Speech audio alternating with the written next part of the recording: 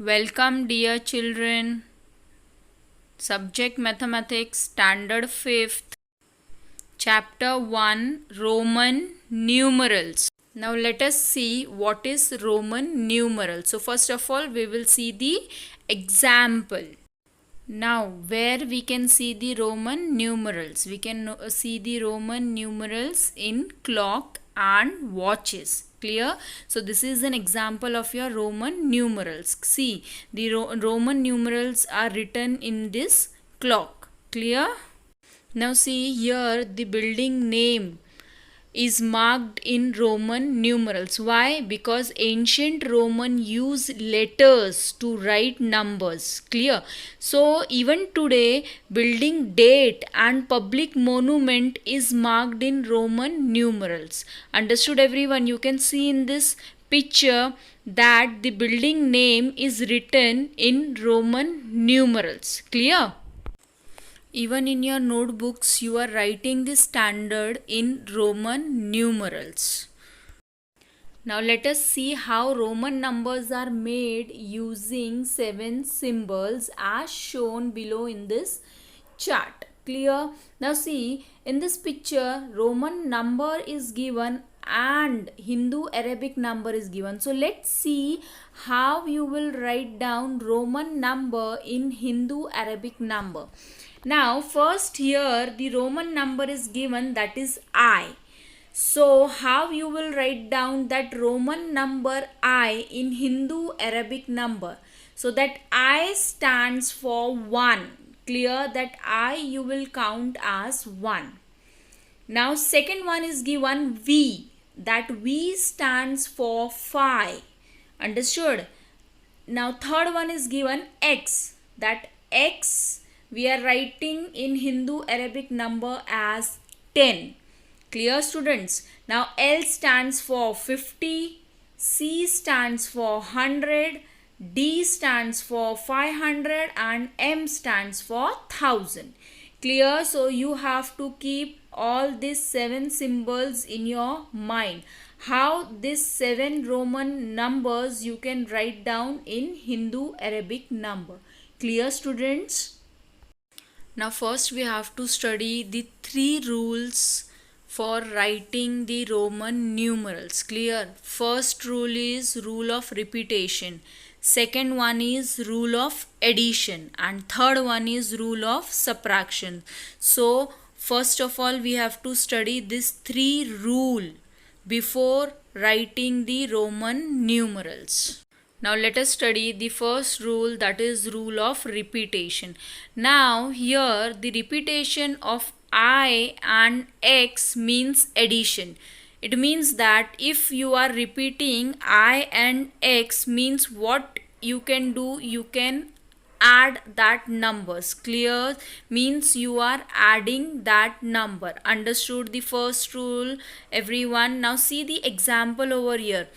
I and I is given, means 2I is given. What it means? It means that 1 plus 1 is equal to 2. Now next one is given, that is X is given. 3 times X is given. It means that X stands for what? X stands for 10. In Hindu Arabic we are taking X as a 10. So 3 times X is given means 3 times you have to take 10. So 10 plus 10 plus 10 is equal to what? 30. Clear?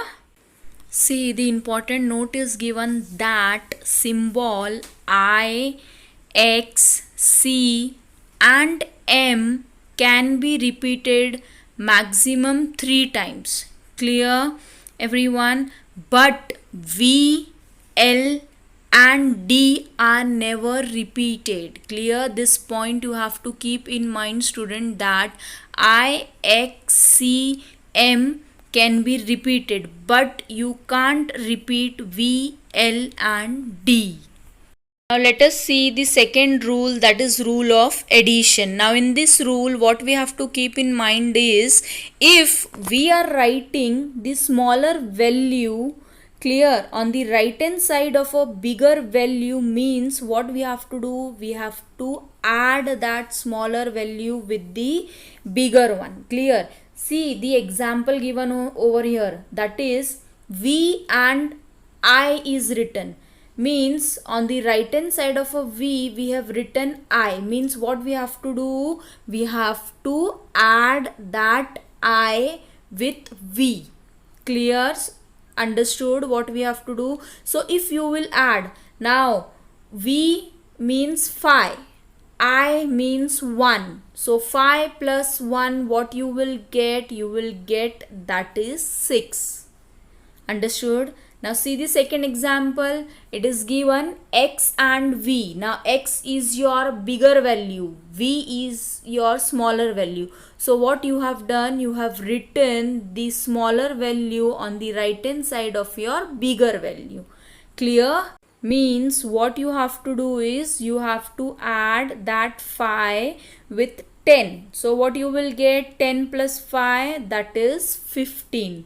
Understood, students? In short, the value written on the right hand side means you have to add that value. Now the third rule, that is rule of subtraction.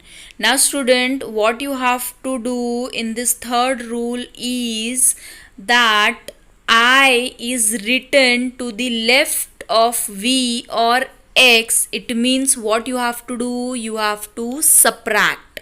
Clear? If you are writing I on the left hand side of a V or X, means what you have to do? You have to subtract. Now see the example over here. Now on the left hand side of a V we have written I, means what? We have to subtract. Clear? So 5 minus 1 you will get, that is 4. Now the second example is given, that is on the left hand side of X we have written I, means again we have to subtract. It means 10 minus 1 you will get 9. In short, student, whenever you are writing the I on the left hand side of V and X, means you have to subtract. Clear? When you are writing the letters on the right hand side, means you have to add, and whenever you are writing the letters on the left hand side, means you have to subtract. Clear? Now see the important note over here, that V is never written to the left of X. Clear? You can't write down V on the left hand side of a X. Understood? And one more important note is that I is written only once to the left of your V and X. Understood? You can write down that I only once on the left hand side of your V and X. One more important point, student, that the symbol V, L and D cannot be subtracted from any number. Clear? Thank you.